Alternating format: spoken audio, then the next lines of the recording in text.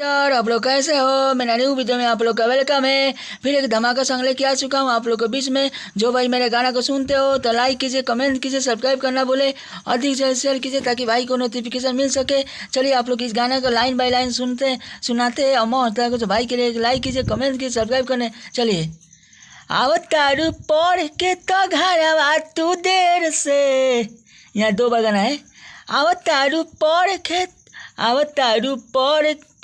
के तो घरवा तू देर से, रहतारू लागता लइकन के फेर में, रहतारू लागता लइकन के फेर में। इह तो रहनिया हम देखतानी कई बेर से, इह तो रहनिया हम देखतानी कई बेर से, रहतारू लागता लइकन के फेर में, रहतारू लागता लइकन के फेर में। यह मुखरा है। आप लोग इस गाना को तेरेक बनवा के आप लोग गाना गाइएगा और यह तेरेक बनवाइएगा। यह भोजपुरी तेरेक पुराना तेरेक है।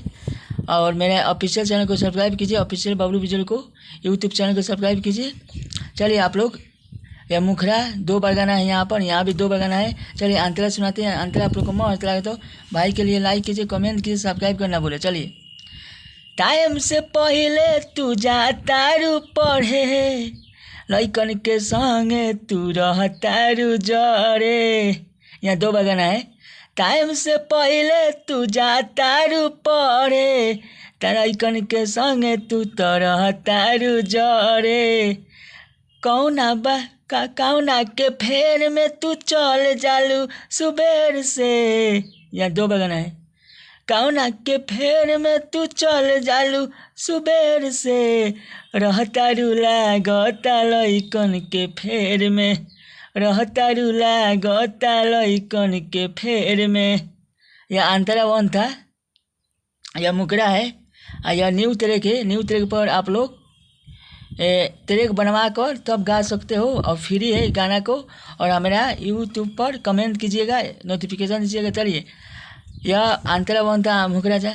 आवतारू पढ़ के तो घरवा तू देर से, रहतारू लागता लइकन के फेर में।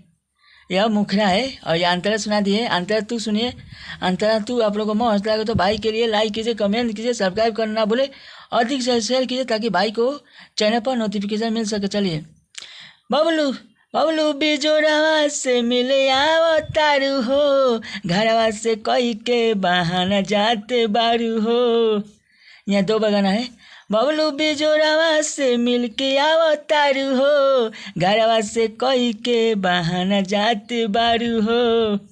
बात क के चले आवतारू रोज तू तो अबेर से, बात क के चले आवतारू रोज तू अबेर से, रहतारू लागता लइकन के फेर में, रहतारू लागता लइकन के फेर में, रहतारू लागता लइकन के फेर में। चलिए अगला वीडियो में आप लोग का वेलकम रहेगा। फिर एक धमाका सॉन्ग लेके आऊँगा और मौत लगे तो भाई के लिए लाइक कीजिए, कमेंट कीजिए, सब्सक्राइब करना भूले, अधिक शेयर कीजिए ताकि भाई को चैनल पर नोटिफिकेशन मिल सके। चलिए।